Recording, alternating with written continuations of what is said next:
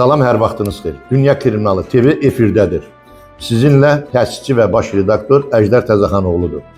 Son zamanlar Azərbaycan mətbuatında geniş yer almış bizim Boz Kardinal ləqəbi ilə tanınan 5-ci kolonun rəhbəri Ramiz Mehdiyev haqqında materiallar ön planda, qabaqda gedir. Məsələ orasındadır ki, Ramiz Mehdiyevin haqqında biz dəfələrlə deməyə mənim ixtiyarım da yoxdur, çünki o mənim üçün fakt deyil. Amma əsas odur ki, onun rəhbərliyi ilə Azərbaycan Respublikası Prezident Aparatının İctimaiyyət üzrə İş üzrə şöbənin müdürü Əli Həsənovun əmri ilə Azərbaycan Respublikasının belə götürək, Mətbuat Şurasının idarə heyəti nə az nə çox 2009-cu ildən bəri bir il ərzində qısa bir müddətdə 100 dənə qəsdi qara siyahıya salır. Səbəb nədir? Çox maraqlıdır. Özümüz də maraqlandıq ki, bunu eləməkdə bunların məqsədi nədir?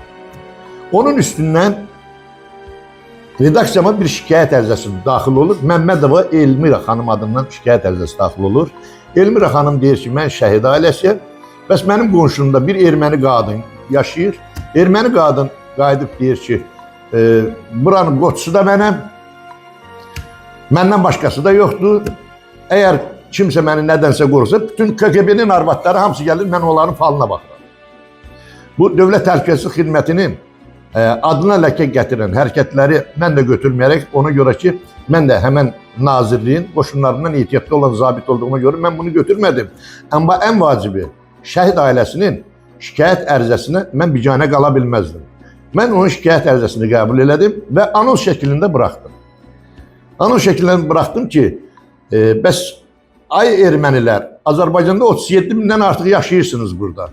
Sizə Qarabağın 20% torpağı azlıq edir, hələ Bakını da özünüz çəkib, siz özünüz öz vətəniz hesab edirsiniz. Yəni, bunlar açıq-açığına Azərbaycana qarşı belə müharibə elan edirlər ki, buranın yiyəsi bizi, ermənilərdir. Mən şikayət ərizəsini götürdüm, anons verdim. Anons verəndən sonra həmən bu erməni işləyib ki, qəzetdə bunun adı çıxıb, balaca anonsdur ki, sizə Qarabağın 20% torpağı azlıq edir, Bakını da özəlləşdirirsiniz. Söhbət belə olur. Mən bununla əlaqədar qəzetə verəndən sonra dövlət qurumlarına göndərdim. Aidiyyəti qurumlara göndərdim ki, bax, iş belədir və həmən şikayətçi qadının şikayət ərizəsi də üstündə, şikayət ərizəsini üstünə qoydum ki, sabah mənə heç kim irad tutmasın. Mən bunu şikayətçinin şikayət ərizəsi əslində sizə göndərirəm. Baxın, görün, ermənilər nə edibsə Azərbaycanda da bu qədər yaşayırlar, bunlar bu işləri görürlər. O şeyə daim mən heç bir söz artıq deyə bilməzdim. Mesela sənədləri göndərdim. O straxovka yoxu, bu jurnalistikanın etika qaydasıdır. Yəni özümdən demirəm ki, kiməsə də şər atmıram ki, sadəcə belə bir vəziyyət yarandı.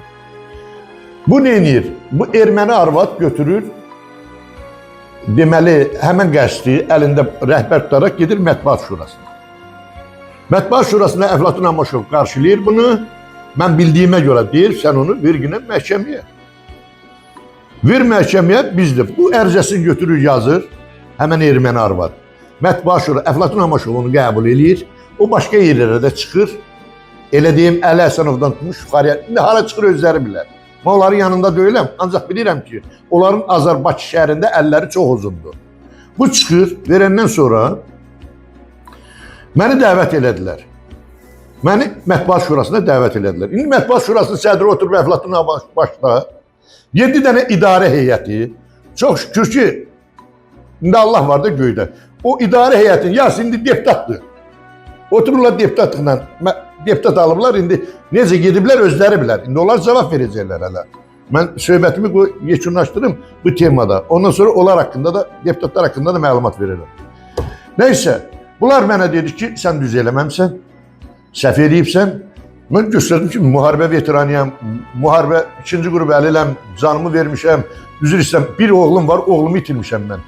Mən bütün canımı vətənimə vermişəm ki, bugünkü gündə müstəqil dövlətin bir vətəndaşı kimi belə yaşayaq, yaxşı yaşayaq. İndi 20% torpaq gedib o deməkdir ki, hər şeyin sonudur.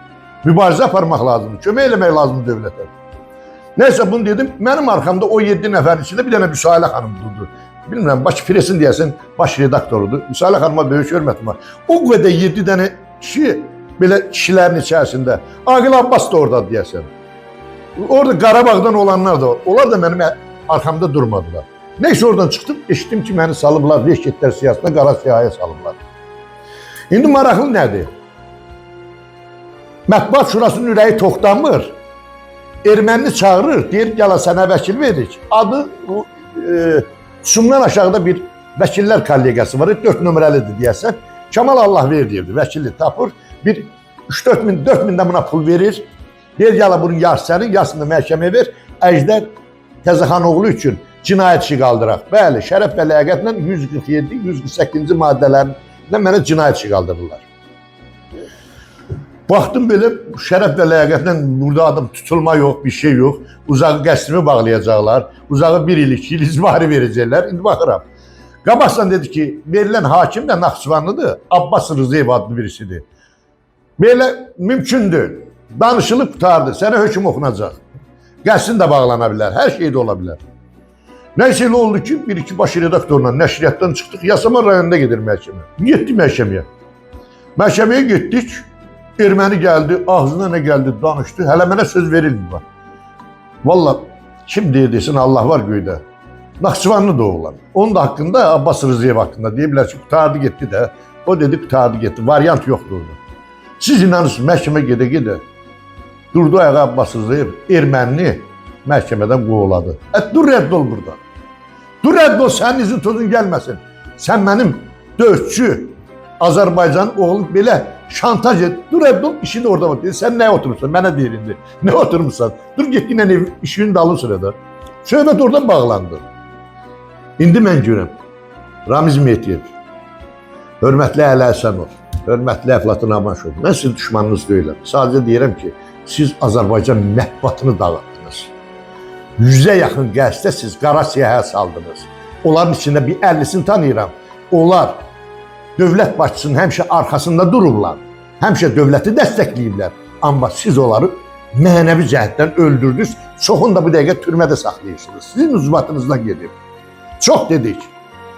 Mən həmişə demişəm. 10 qəzet nömrəsi buraxıldı. Hamısında yazıldı qəzetimin arxasında. Mətbuat Şurasının erməni pərəstləri. Başda Əflatun Amaşov. Əli Həsənov. İndi kim komanda verir özləri bilir. Mən bunu həmişə demişəm. Heç Ramiz Mehdiyev tutulmamışdı. Heç mənim 10 gün bundan qabaq, ondan 20 gün bundan qabaq Dövlət Təhlükəsizlik Xidmətində sənədim gedib orada yazmışam ki, bax bunlar budur. Eləmirsiniz, eləməyin. Sağ olsun, gəldi, eşitdilər. İndi yəqin iş gedir. Türkiyədə 15 iyul hadisələri olmuşdu. 2015-ci ildə səhv eləmirəm. Yadınızdadır da müəllim. Demək, orada dövlətə təxribatda FETÖ ilə gedir söhbət. O 8400 adam tutuldu. İndi siz baxın. Azərbaycanda 5-ci koloniya var. Bugünkü gündə də var. Onun içərisində